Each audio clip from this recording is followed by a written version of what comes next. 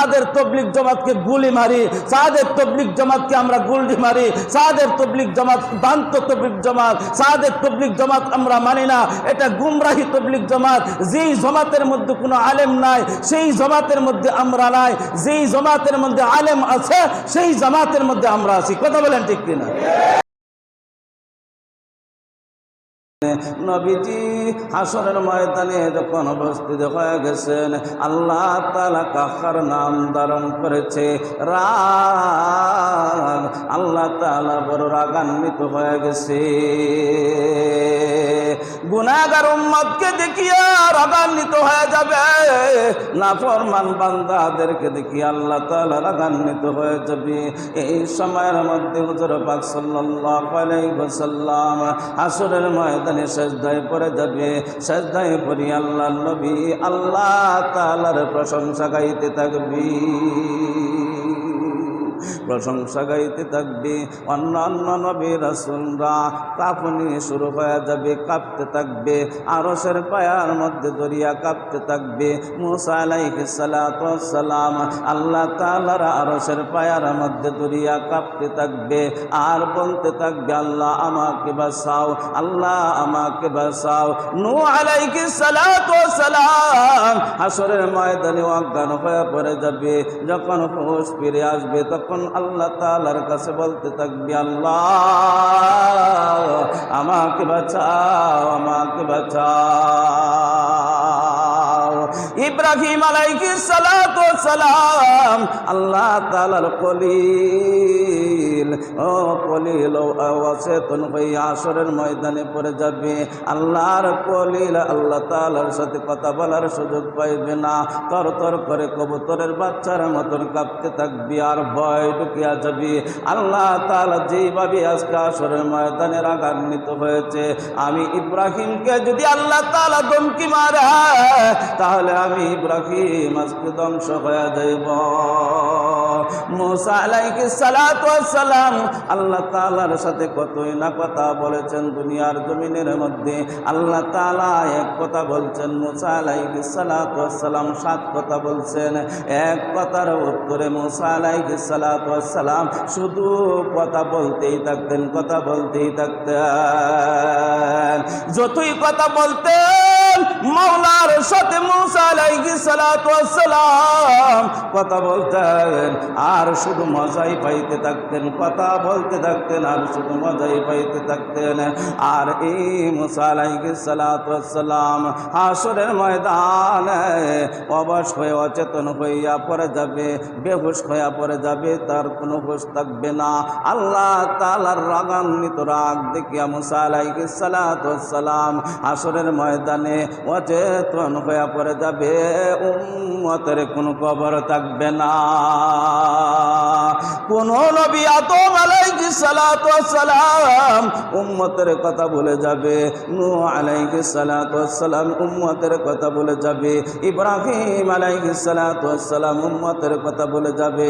আল্লাহ তাআলার রাগ দেখিয়া হাসরের ময়দানে, এই ময়দানটা হবে একমাত্র আল্লাহ তাআলার, এই ময়দানটা হবে একমাত্র আল্লাহ তাআলার। এই ময়দানের মধ্যে আর কারো কোনো ক্ষমতা চলবে না, আর কারো কোনো বাহাদুরি চলবে না, আর কারো কোনো নেতৃত্ব চলবে না। এই হাসরের ময়দানে আল্লাহ তাআলার নেতৃত্ব চলবে। হাসরের ময়দানে আল্লাহ তাআলা तमाम দুনিয়ার নেতাদেরকে ডাক দেয়া বলবে, ও নেতারা, দুনিয়ার জমিনের মধ্যে কত বাহাদুরি কাটাইছ, কতই না কিছু করছ, ছোট্ট ছোট্ট দেশের মালিক হইয়া তোমরা কত বাহাদুরি করলা, কত বাহাদুরি করলা। আজকে বাহাদুরি কোথায়? আজকের হাসরের ময়দান হইল আমার, এই ময়দান আমি আল্লাহর, এই ময়দান আমি আল্লাহর, এইখানের রাজত্ব একমাত্র আমি আল্লাহ তাআলাই চালাইব। আমি আল্লাহ যা বলবো আজকে তাই হবে, আমি আল্লাহ যা বলবো আজকে তাই হবে। আল্লাহ তাআলা যখন রাগান্বিত হয়ে যাবে আমাদের নবী বিশ্ব নবী মুহাম্মদ রাসূলুল্লাহ সাল্লাল্লাহু আলাইহি ওয়াসাল্লাম সিজদার মধ্যে পড়িয়া আল্লাহ তাআলার প্রশংসা শুরু করে দিবে। জোরে জোরে বলি সুবহানাল্লাহ। আল্লাহ তাআলার প্রশংসা করতে থাকবেন, আমাদের নবী প্রশংসা করতে থাকবেন। প্রশংসা করতে করতে আল্লাহ তাআলার রাগ আস্তে আস্তে থামতে থাকবেন। রাগ যখন থামতে থাকবে আর আল্লাহর নবী শুধু প্রশংসা করতেই থাকবে। এমন প্রশংসা আল্লাহর নবী বলেন, জিন্দেগিতে দুনিয়ার জমিনের মধ্যে আল্লাহ তাআলার প্রশংসা আমি এত প্রশংসা কখনো গাই নাই যে প্রশংসা আমি আল্লাহ তাআলার হাসরের ময়দানের মধ্যে আমি গাইব। আখরি জামানার পয়গম্বর আল্লাহ তাআলার প্রশংসা গাইতে গাইতে যখন প্রশংসা গাইতে থাকবে আল্লাহ তাআলার রাগ কমতে থাকবে। এক পর্যায়ে যাই আল্লাহ তাআলা আমাদের নবীকে ডাক দিয়া বলবে, নবী গো, ও আমার দোস্তু, ও আমার বন্ধু, দুনিয়ার জমিনের মধ্যে কান্না কম কান্না নাই। ও নবীজি, দুনিয়ার জমিনের মধ্যে কতই না কান্না করেছেন, সারাটা জিন্দেগির মধ্যে ঠিক মতন ঘুমাইতে পারেন নাই।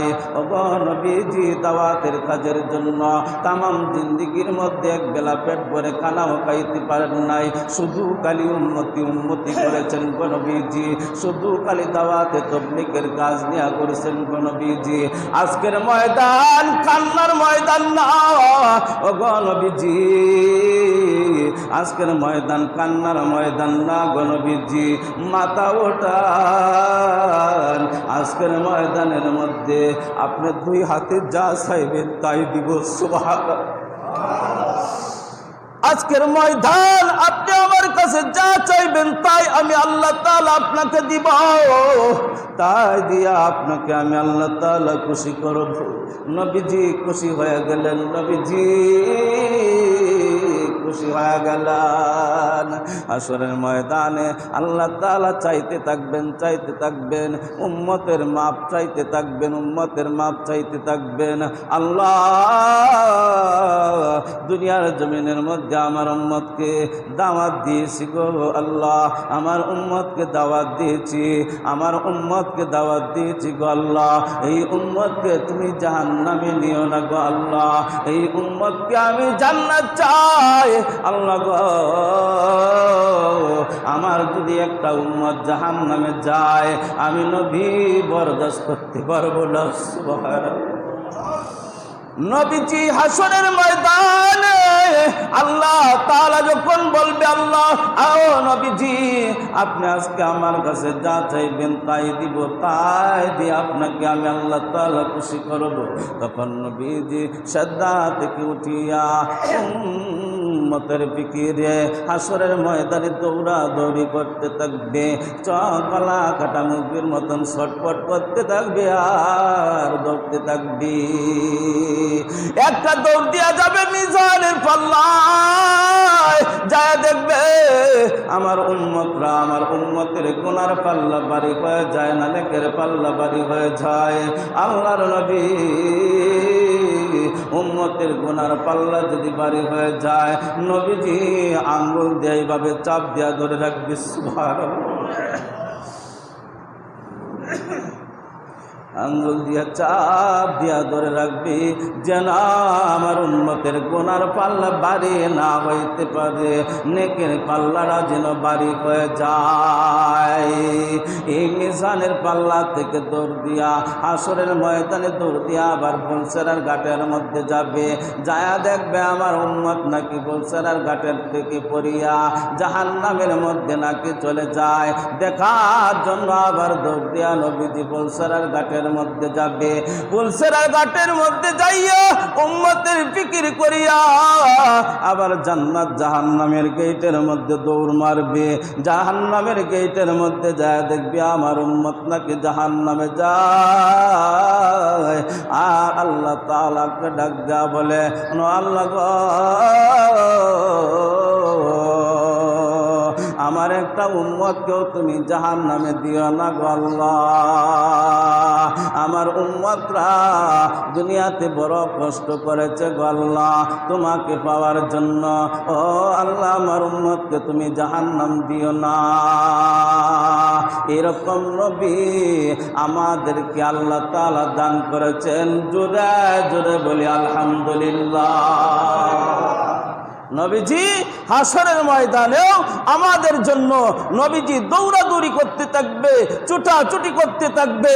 একবার জাহান্নামের দরজায় যাবে, আরেকবার জান্নাতের দরজায় যাবে, আরেকবার মিজানের পাল্লায় যাবে, আরেকবার ফুলসেরার ঘাটে যাবে, আরেকবার সমস্ত হাসরের মাঠ নবীজি ঘুরতে থাকবে আর দেখতে থাকবে যে আমার উম্মত জাহান্নামে যায় না জান্নাতে যায়, আমার উম্মত কি জাহান্নামের আসামি হয়ে যায় না আমার উম্মত জান্নাতের মেহমান হয়ে যায়। যদি জাহান্নামের আসামি হয়ে যায় নবীজি আবার কান্না শুরু করিয়া দেয়, আল্লাহ তোমার ফেরেশতারা আমার উম্মতকে জাহান্নামে নিয়ে যাইতেছে, আল্লাহ তুমি আমার উম্মতকে তুমি ফিরাও, আমার উম্মতকে তুমি জান্নাত দিয়ে দাও। সুবহানাল্লাহ।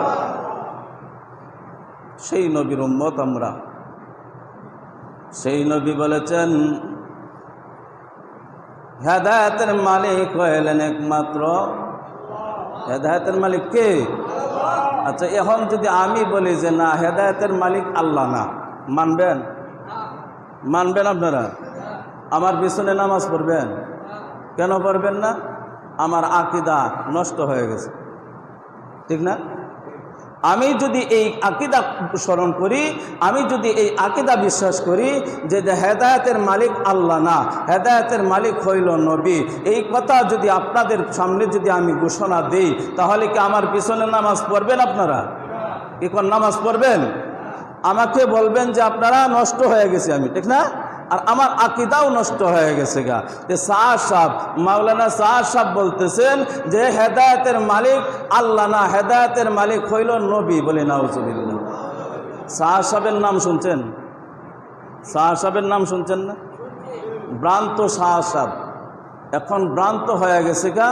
উনি যে আকীদা লালন করে উনি বলতেছেন যে হেদায়েতের মালিক আল্লাহ না, হেদায়েতের মালিক, হেদায়েতের মালিকানা নবীকে আল্লাহ তাআলা দিয়া দিয়েছেন। বলি নাউজুবিল্লাহ। হেদায়েতের মালিক কি নবী? হেদায়েতের মালিক নবী? হেদায়েতের মালিক কে? হেদায়েতের মালিক হইলেন একমাত্র আল্লাহ। যারা এই আকীদা লালন করবে যে হেদায়েতের মালিক হইল নবী, এরা নিশ্চিত জাহান্নামী হয়ে যাবে। বলে নাউজুবিল্লাহ। জাহান্নাম ছাড়া আর কোনো রাস্তা থাকবে না। শাহ সাহেবের এক কথা হইল যে হেদায়েতের মালিক আল্লাহ না, হেদায়েতের মালিক হইল মুহাম্মদ রাসূলুল্লাহ সাল্লাল্লাহু আলাইহি ওয়াসাল্লাম। আল্লাহ তাআলা হেদায়েতের দায়িত্ব কোনো নবীকে দেন নাই। আল্লাহ তাআলা হেদায়েতের দায়িত্ব কোনো নবীকে দেন নাই। যদি নবীকে দিতেন তাহলে আবু তালেবের কাছে নবীজি বারবার যাইতেছেন দাওয়াত নিয়া, বারবার যাইতেছেন দাওয়াত নিয়া। দাওয়াত আপন চাষা, নবীজির আপন চাষা, আপন চাষার কাছে নবীজি বারবার দাওয়াত নিয়া যাইতেছেন। এমনকি শেষ পর্যন্ত মুমূর্ষু অবস্থায় মৃত্যু হয়ে যাবে এই মুহূর্তেও নবীজি চাষার কাছে যায় বলতেছেন যে চাষা একবার পড়েন লা ইলাহা ইল্লাল্লাহ, একবার শুধু লা ইলাহা ইল্লাল্লাহ পড়েন, হাসরের ময়দানে আমি সুপারিশ করিয়া আপনাকে জান্নাতে নিয়ে যাব। সুবহানাল্লাহ। এরপরে আবু তালেব বলতেছেন যে বাতিজা, তুমি যে সত্য নবী আমার ইয়াকিন আছে, তুমি যে সত্য নবী আমার কোনো অবিশ্বাসের কারণ নাই, আমি হাজার বার তোমাকে আমি সত্য মানি, কিন্তু আমি কালিমা তোমার পড়তে পারবো না। যদি আল্লাহ জাহান্নাম আমাকে দেয় দিও, আমার কোনো আপত্তি নাই, দল ছাড়তে পারবো না। বলে নাউজুবিল্লাহ। আবু জাহেলের দলটা ছাড়তে পারবে না, কিন্তু সে এরপরও কালিমা পড়বে না। নবীজি এরপরও চাচাকে ছাড়েন নাই, নবীজিকে ধরে রাখছে। চতুর্দিক দিয়ে আবু জাহেল, উতবা, সাইবা, বড় বড় কাফের যারা আছে সমস্ত কাফেররা, সমস্ত লিডাররা আবু তালেবের চতুর্দিক দিয়ে বসে আছে। এর মাঝখানে যাইয়া নবীজি চিন্তা করলেন শেষ সময় আমার নবীজিকে আবু তালেবের মতন ভালোবাসা পৃথিবীতে আর কেউ বাসেন নাই, এত ভালোবাসা পৃথিবীতে আর কেউ বাসেন নাই। নবীজিকে আবু তালেব প্রায় 52 52 বছর পর্যন্ত নবীজিকে আবু তালেব পালছেন, লালন পালন করেছেন। নবীজির জন্য আবু তালেব রক্ত দিয়েছেন, নবীজির জন্য আবু তালেব জীবন দিয়েছেন, নবীজির জন্য আবু তালেব সম্পদ দিয়েছেন, নবীজির জন্য জানটা পর্যন্ত দিয়া দিতে রাজি আছিল। সেই আবু তালেব এত ভালোবাসতেন, এত মহাব্বত করতেন, নিজে না খাইয়া নবীজিকে খাওয়াইতেন, বাতিজাকে খাওয়াইতেন, এত আদর করতেন। এরপরও নবীজি চিন্তা করলেন, আমার চাচা এতদিন তো আমার কালিমা গ্রহণ করে নাই, এখন তো মৃত্যুবরণ হয়ে যাবে, মৃত্যু হয়ে যাবে। এই মুহূর্তে যদি আমার চাচা কালিমাটা যদি একবার শুধু কালি পড়তে পারে তাহলেই কামিয়াব হয়ে যাবে, আমার চাচা জান্নাতি হয়ে যাবে। কিন্তু হুজুর পাক সাল্লাল্লাহু আলাইহি ওয়াসাল্লাম বারবার যায় বলতেছেন, কানে কানে বলতেছেন, চাচা আমি আর কেউ শুনবে না, আর কেউ শুনবে না, শুধু আমার কানে কানে একবার বলেন লা ইলাহা ইল্লাল্লাহ, শুধু আপনি জানবেন আর আমি শুনবো, আপনি বলবেন আমি শুনবো, পৃথিবীর আর কেউ শুনবে না, আমার কানে কানে একবার শুধু বলেন লা ইলাহা ইল্লাল্লাহ মুহাম্মাদুর রাসূলুল্লাহ। এই মুহূর্তে আল্লাহ তাআলা জিবরাইল আলাইহিস সালাতু ওয়াস সালামকে কোরআনের আয়াত দিয়া পাঠাইয়া দিয়েছে। নবীজিকে ডাক দিয়া বলে, নবীজি আগে আয়াতটা পড়েন, আগে আয়াতটা তেলাওয়াত করেন, আয়াতের দিকে খেয়াল করেন, আয়াতের দিকে খেয়াল করেন। নবীজি আমার বন্ধু, আপনি কিন্তু হেদায়েতের মালিক না, হেদায়েতের মালিক হইলাম একমাত্র আমি আল্লাহ। হেদায়েতের মালিক কে? একমাত্র আল্লাহ। হেদায়েতের মালিক হইলেন একমাত্র আল্লাহ। আল্লাহ তাআলা কোরআনের আয়াত নাজিল কইরা নবীজিকে জানাইয়া দিয়েছেন, নবীজি আপনাকে দাওয়াতের দায়িত্ব আপনাকে দিয়েছি, শুধু আপনি দাওয়াত দিবেন। হেদায়েত কাকে দিব না দিব এটা আমার দায়িত্ব। আমি যদি আপনার চাচাকে হেদায়েত দেই তাহলে হেদায়েত পাবে, আমি যদি হেদায়েত না দেই আপনার চাচা হেদায়েত পাবে না। আপনার চাচার হেদায়েতের কপালের মধ্যে আমি আল্লাহ তাআলা মোহর মেরে দিয়েছি। আপনি যতই দাওয়াত দেন আমি হেদায়েত আপনার চাচাকে দিব না, দিবই না। হেদায়েতের মালিক কে? আল্লাহ। এখন স্যার শব্দ বলেছেন হেদায়েতের মালিক আল্লাহ না।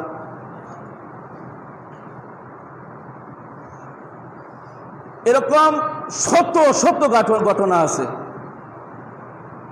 ওনার বয়ানের মধ্যে যে এত গলত দিয়েছে, এত ভুল, সারা দুনিয়ার আলেম ওলামারা ওনাকে এই যে বুঝাইতেছে, কিন্তু উনি বলতেছেন যে আমি যারা বলছি এটাই সঠিক। আচ্ছা, উনি যারা বলছে কি এটাই সঠিক? আল্লাহ বলতেছে হেদায়েতের মালিক আমি, আর সাহেব বলতেছে যে না, হেদায়েতের মালিক আল্লাহ না। আল্লাহর কথা সত্য না সাহেবের কথা সত্য? এই কথার দ্বারা প্রমাণ হইল আল্লাহর ভুল আছে, বলে নাউজুবিল্লাহ। আল্লাহ তাআলা ভুল করতেছেন। সাহেবের এই কথার দ্বারা প্রমাণ হয়ে যায় যে আল্লাহ তাআলা ভুল করতেছেন। আল্লাহ তাআলা নবীজিকে হেদায়েত দিয়েছেন, হেদায়েতের দায়িত্ব দিয়েছেন, এরপরেও আল্লাহ তাআলা বলতেছেন যে না, আমি আল্লাহ হইলাম হেদায়েতের মালিক, নবীজি হেদায়েতের মালিক না। আর সাহেব বলতেছে হেদায়েতের মালিক আল্লাহ না, হেদায়েতের মালিক হইল নবীজি, বলে নাউজুবিল্লাহ। এই কথার দ্বারা তো এই তাহিরি একটা গানের বা হয়ে জায়গা, তাহিরি একটা গান গায় কইতেন নি।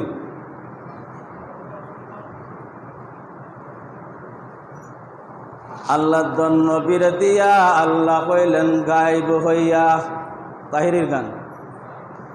আল্লাহ নবীর দিয়া আল্লাহ কইলেন গায়েব হইয়া, নবীর দন কাজার দিয়া নবী হইলেন ফকির হইয়া। কাজার দন নবীর দন কাজাই পাইয়া বইসে গিয়া আজমিরে, কেউ ফিরে না কালি হাতে কাজা বাবার দরবারে, বলি নাউজুবিল্লাহ। সাহেবের কি দশা হয়েছে? সাহেবের একই দশা হয়ে গেছে গা।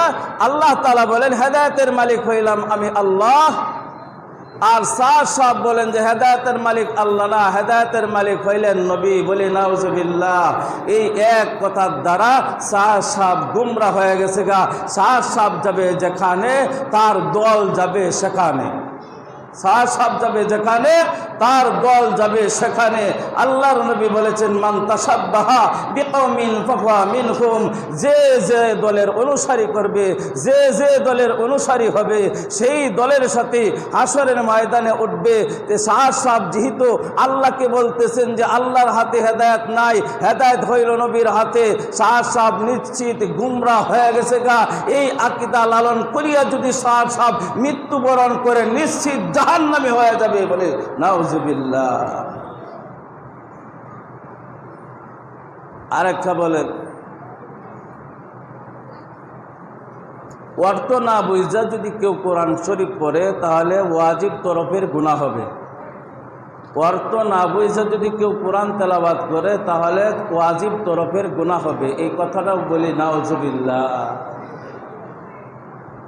অর্থ না বুঝা যদি কেউ কোরআন শরীফ পড়ে তাহলে গুনাহ হবে। তাহলে কি হবে? গুনাহ হবে। এটা হলো সাহাবের আকীদা, বিশ্বাস। কোরআন শরীফের অর্থ না বুঝা যদি, সাহাব বলতেছে কোরআন শরীফের অর্থ না বুঝা যদি কেউ তেলাওয়াত করে তাহলে ওয়াজিব তরফের গুনাহ হবে, ওয়াজিব তরফের গুনাহ হবে, ওয়াজিব তরফের গুনাহ হবে। এই কথা সাহাব বলতেছেন যে আল্লাহ, এই দুনিয়াতে কত মানুষ আছে, শতকরা 80% মানুষ কোরআন তেলাওয়াত যদি জানে, যে 80% মানুষের মধ্যে 70% মানুষই কোরআন তর্জমা বুঝে না, তা কোরআনের অর্থ বুঝে না, না বুঝা শুধু তেলাওয়াত করতেছে। না বুঝা যে তেলাওয়াত করতেছে, এরা কি জাহান্নামে যাবে? এরা কি জাহান্নামে যাবে? তাহাদের আকীদা বিশ্বাস কইল, যেহেতু ওয়াজিব তরফের গুনাহ হইতেছে, ওয়াজিব তরফের গুনাহ হইতেছে বলতে কবিরা গুনাহ হইতেছে, ওয়াজিব তরফের গুনাহ হইতেছে বলতে আপনি কোরআন তেলাওয়াত করতেছেন সওয়াবের আশায়, কিন্তু হইতেছে কবিরা গুনাহ। এটা হলো সাহাদের আকীদা বিশ্বাস, বলি নাউজুবিল্লাহ। এই কোরআনের মধ্যে আল্লাহ তাআলা এমন কিছু আয়াত দিয়েছেন, এমন কিছু আয়াত দিয়েছেন নবীজিও জানে না। এই আয়াতের অর্থ নবীজিও জানেন না। তো নবীজিও তো কোরআন তেলাওয়াত করছে, তাহলে নবীজিও ওয়াজিব তরফের গুনাহ করছে, বলি নাউজুবিল্লাহ। তাহলে নবীজি ওয়াজিব তরফের গুনাহ করছে তার কথা অনুযায়ী। আল্লাহ তাআলা আয়াত নাজিল করছেন, আল্লাহ তাআলা কোরআনের মধ্যে যে অনেক আয়াত দিয়েছেন, সেই আয়াতের কোনো অর্থ পৃথিবীর কোনো মানুষ জানে না, পৃথিবীর কোনো মানুষ, কোনো মুহাদ্দিস জানে না, কোনো মুফাসসির জানে না, কোনো মুফতি জানে না, কোনো আলেম জানে না। আল্লাহ তাআলার কোরআনের মধ্যে এমন কিছু আয়াত আছে, যেমন সর্বপ্রথম এই যে আয়াত আলিফ লাম মিম, এটা একটা আয়াত। এই আয়াতের তরজমা তামাম পৃথিবীর কেউ জানে না, একমাত্র জানেন কে? কে জানেন? এই আয়াতের অর্থ কি সাহাব জানে? তাহলে তো হেও কোরআন শরীফে তেলাওয়াত করতে যাইয়া ওয়াজিব তরফ হইতেছে তারও। এই জন্য বলতে চাই, এভাবে হাজারো হাজারো ঘটনা আছে। উনি যে বয়ান করতেছে, প্রত্যেকটা বয়ানের মধ্যে এইভাবে গলদ হইতেছে। এভাবে গলদ হওয়ার কারণে আজকে দাওয়াতে তবলিগের মধ্যে দুইটা পার্ট হয়ে গেছে, দুইটা দল হয়ে গেছে। এটা আপনারা জানেননি? জানেন না? দুইটা দল হয়ে গেছে। একটা দল হইল সাহাদপন্থী হয়ে গেছে, এক দল হইল সাহাদপন্থী, যে সাহাব যা বলে যা বলতে থাক, এরপরও আমরা সাহাদের পক্ষে আছি। সাহাদপন্থী যদি সাহাদ যদি জাহান্নামে যায়, আমরাও জাহান্নামে যাব, বলি নাউজুবিল্লাহ। এই আকীদা বিশ্বাস তারা নিয়ে আজকে উম্মতের ফিকিরে করতেছে। এরা যদি কোনো উম্মতের কাছে যায়, এরা যদি কোনো মানুষের কাছে দাওয়াত নিয়ে যায়, এরাও ভ্রান্ত হয়ে যাবে। এদের দাওয়াতের মধ্যে যদি কেউ পড়ে যায়, এদের চোখের নজরের মধ্যে যদি কেউ পড়ে যায়, এরাও ধ্বংস হয়ে যাবে। এরা তো ধ্বংস হয়ে যাবে, যাবেই। এদের কাছে যারা যাবে, এরাও ধ্বংস হয়ে যাবে, বলে নাউজুবিল্লাহ। তাই এদের কাছে যাওয়া যাবে না। এই দাওয়াতে তবলিগ একমাত্র হক দাওয়াতে তবলিগ। দাওয়াতে তবলিগের মধ্যে হক্কানি উলামা ইকরাম এই বাংলার জমিনের মধ্যে হাজার হাজার লক্ষ লক্ষ উলামা ইকরামরা এই বাংলার জমিনের মধ্যে কাজ করতেছে। শুধু বাংলার জমিনে কাজ করে এরকম না, তামাম দুনিয়ার মধ্যে যত উলামা ইকরাম আছে, সমস্ত উলামা ইকরামরা এই দাওয়াতে তবলিগের মধ্যে কাজ করতেছে। এই দাওয়াতে তবলিগের মধ্যে কাজ করার কারণে এখন ইহুদিরা দেখতেছে যে তামাম দুনিয়ার মধ্যে মুসলমান যেইভাবে আগাইতেছে, যেইভাবে মুসলমানিত্ব হইতেছে, যেইভাবে খ্রিস্টান ইহুদি নাসারা দেশের মধ্যে দাওয়াতে তবলিগের কাজ পেয়ে যারা মুসলমান হয়ে যাইতেছে, ইহুদিদের মাথা নষ্ট না? ঠিক আছে, ইহুদির মাথা নষ্ট হয়ে গেছে না? এখন চিন্তা করতেছে আগে বড়ডারে ধরতে হইব। কারণ তবলিগ জামাতের আমির সাহেব হলো তখন শাহ সাহেব, মাওলানা শাহ সাহেব তখন তবলিগ জামাতের আমির, জিম্মাদার, তামাম দুনিয়ার জিম্মাদার, উনি হইলেন হেডকোয়ার্টার। এটারে আগে ধরি, এটারই আগে দোষে ধরে কাজ করে লাইছে। যখন ইহুদিরা দোষে ধরার সাথে সাথেই উল্টাপাল্টা শুরু করে দিছে। উম্মতকে জাহান্নামে নেওয়ার জন্য, উম্মতকে জাহান্নামে নেওয়ার জন্য যখন মেহনত করা শুরু করে দিছে, তখনই তামাম দুনিয়ার যখন, কারণ একটা কথা বিশ্বাস করতে যা, শাহ সাহেব যখন টঙ্গীর ময়দানে বয়ান করে, টঙ্গী ইজতেমার মধ্যে যখন বয়ান করে, উনি কি বাংলাতে বয়ান করে? কি কোন বাংলাতে বয়ান করে? উনি তো বয়ান করে উর্দুতে। উনি বয়ান করে উর্দুতে, যে ওনার বয়ানটা বোঝার জন্য আলেম লাগবে, ওনার বয়ানটা বোঝার জন্য কি লাগবে? তো সাধারণ মানুষ আপনারা উর্দু বুঝবেন? আপনারা তো উর্দু বুঝবেন না। যে সমস্ত আলেম ওলামারা ওনার বয়ান শুনছে, এই বয়ানের মধ্যে যে গলত বলতেছে, এই গলতগুলা সব কিছু এই শাহ সাহেবকে আবার আলাদা কামরার মধ্যে নিয়ে বুঝাইতেছে। বোঝানোর পরেও উনি মানতেছে না, আবার ভুল করতেছে, আবার বুঝাইতেছে, আবার ভুল করতেছে, আবার বোঝাইতেছে, আবার ভুল করতেছে। এই ভুল করতে করতে করতে করতে আজকে দাওয়াতে তবলিগের মধ্যে দুইটা পার্ট হয়ে গেছে, দুইটা ভাগ হয়ে গেছে গা। একটা দল হইল সাহাদপন্থী, আরেকটা দল হইল ওলামাপন্থী। একটা দল কি সাহাদপন্থী, আরেকটা দল হইল তামাম দুনিয়ার আলেম ওলামাদের পন্থী। আলেম ওলামাদের পন্থী যারা আছে, এরাই হইল হক দাওয়াতে তবলিগের মধ্যে। আমরা একটা কথা বিশ্বাস রাখবো, সময় সামনে কম, একটা কথাই আমরা বিশ্বাস রাখবো, এই বছর টঙ্গী ইজতেমা, একটাই ইজতেমা হবে। যেই ইজতেমাটা হবে, সেই ইজতেমাটা হইল ওলামা হজরতের নেতৃত্বে। যে ইজতেমা হবে, সেই ইজতেমা হবে ওলামা হজরতের নেতৃত্বে। সাহাদপন্থী, ভ্রান্তপন্থী, এতাহাতীদের কোনো তবলিগ, এতাহাতীদের কোনো ইজতেমা বাংলার জমিনে হবে না, হবে না, হবে না। একটাই জামাত হবে, একটাই ইজতেমা হবে। যেই ইজতেমাটা আলেম ওলামাদের ইজতেমা, আলেম ওলামাদের নেতৃত্বে, সেই ইজতেমার মধ্যেই আমরা একজুটে সকলে মিলিয়ে যাব ইনশাআল্লাহ। আর জুরা বলে ইনশাআল্লাহ আমরা সেই তবলিগ জামাতের মধ্যে যাব। সাদের তবলিগ জামাতকে গুলি মারি, সাদের তবলিগ জামাতকে আমরা গুলি মারি, সাদের তবলিগ জামাত ভ্রান্ত তবলিগ জামাত, সাদের তবলিগ জামাত আমরা মানি না। এটা গুমরাহি তবলিগ জামাত। যেই জামাতের মধ্যে কোনো আলেম নাই, সেই জামাতের মধ্যে আমরা নাই। যেই জামাতের মধ্যে আলেম আছে, সেই জামাতের মধ্যে আমরা আছি। কথা বলেন ঠিক কিনা?